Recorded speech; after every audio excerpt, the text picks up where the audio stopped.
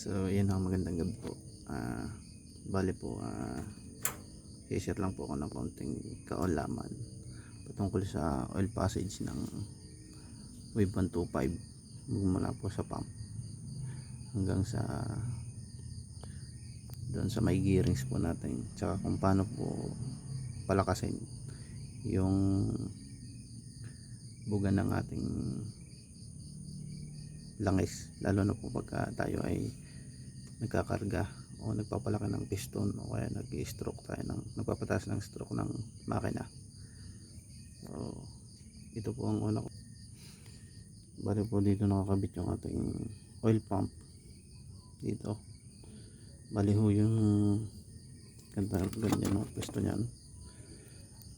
Yan. Yung atin hong oil pump dito ho ay may filter yan, at ito ho ay butas, tagusan po yan. Bali po dyan ho kukuha ng langis na ibabato yung ating oil pump, kaya mahalaga ho dyan na may filter lagi para yung mga dumi masasala niya hindi papasok sa oil pump at hindi ito magkos ng pagbara, at hindi din naman pumunta sa mga oil canals natin, mga passage, mga dadaanan ng langis. So ayun po, bali po pagkuha ni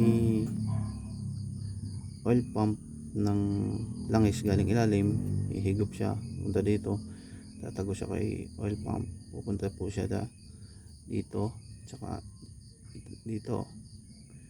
Bali po yan ay ito po ay para sa piston. Ito yung langis, ito yung oil passage na sumisirit papunta piston.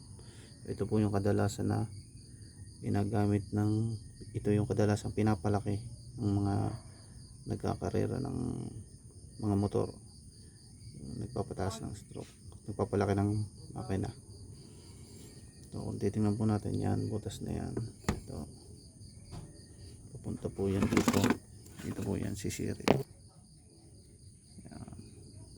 Yan ho, butas na maliit na yan, yan ho ay kadalasan ay yan ho yung papuntang piston, kadalasan na pinapalaki ng mga nagkakarera para maganda ang sirit ng langis, lalo na pagka naka racing oil pump na tayo. Pangalawa ho ay ito napakahalaga din na ito sa transmission natin. Itong kanal na ito, papunta siya dito, butas na yan, dapat po ay walang barayan. Ayan po, yan po ay tatagos ang langis natin dito. Yan ho, papunta sa yan ho, kanal na yan, papunta sa pakatuyan ng kanal, nasa kabilang shell ho yung kanal sa mga gears natin. Yan ho, dadaloy ang langis papuntang gear, at ito po yung sinasabi ko sa inyo. Yan, papunta ho dito, galing ho dito papunta sa ating transmission. So bali ho, mahalaga ho din na may din tayo dito, yung oil jet, kasi yun ho yung bibigay ng nag-iipon ng pressure galing pump para mas maganda ang bato ng langis papunta sa transmission po natin. So pangatlo po na oil pump na oil passage na pang ilalim natin ay ito naman po, ito papunta sa head natin, para malubricate yung ating cams, rocker arm, saka valve spring at mga gears, yung gears po natin, tsaka yung timing chain. So yan po yung nagbabato papunta doon ng langis. Mahalaga po na yan ay hindi mabarahan.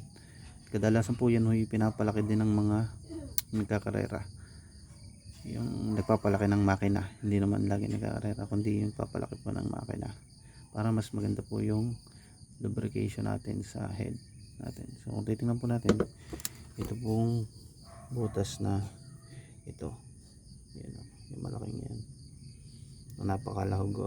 napakahalaga po na yan sa lubrication ng ating head. So dapat po yan ay hindi na babarahan. So yun lang po yung maikli kong video patungkol sa pang ilalim natin. Meron po yan uh, sa ating papuntang connecting rod, pero sa tingin ko yun yung mahalaga din, yun yung common na dapat mahalaga dito na makabisado natin dito sa crankshell, sa oil passage ng crankshell po natin. Thank you.